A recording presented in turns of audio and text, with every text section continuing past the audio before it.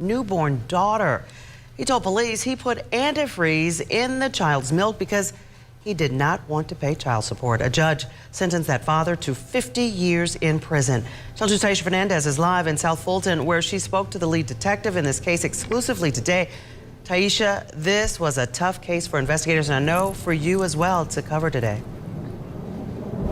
It was tough for everybody. You know, many of the investigators, Karen, are parents themselves. You know, I'm a parent myself, so everyone has just been disgusted by this father's actions, especially because he appeared to have some remorse, confessed to police, but then took it back. Today, I had the privilege to talk to the child's mother. She's not ready to talk about the conviction just yet, but she did tell me the child is doing okay.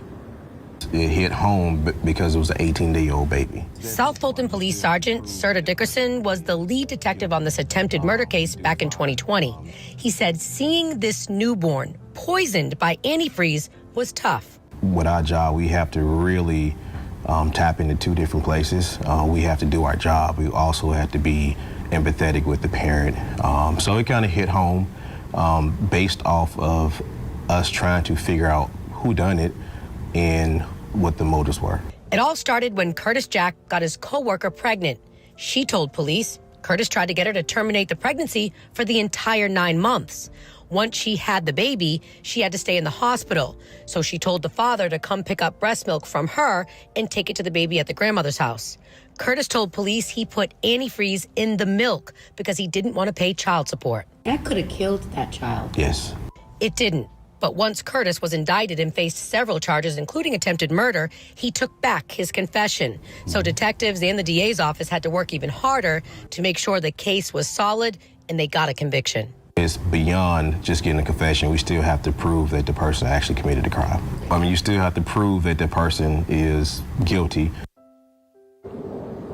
Detectives were so confused by the motive in this case because they said the father had a good paying job and the mother does too. I also want to mention this. Police say Curtis Jack was engaged to another woman at the time all this was happening, so that may have played a role in this attempted murder. We're live in the city of South Fulton. Taisha Fernandez, Channel 2 Action News. Unfortunately, this story isn't unique. Far too many times we get into relationships prematurely, looking for someone to fulfill us, looking for some thing to complete what we think we are missing.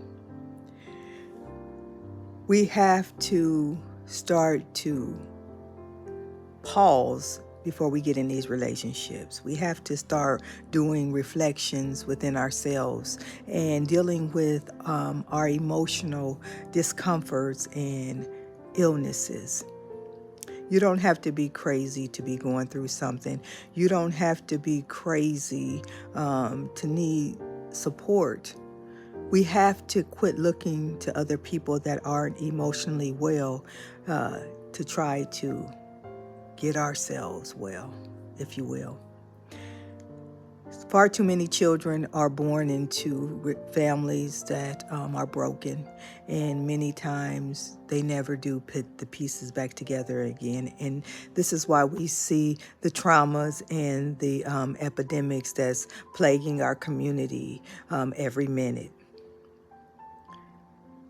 We have to start to speak against unhealthy relationships and learn discipline before we get into them. Many people are not emotionally healthy enough to have a front row seat in our lives.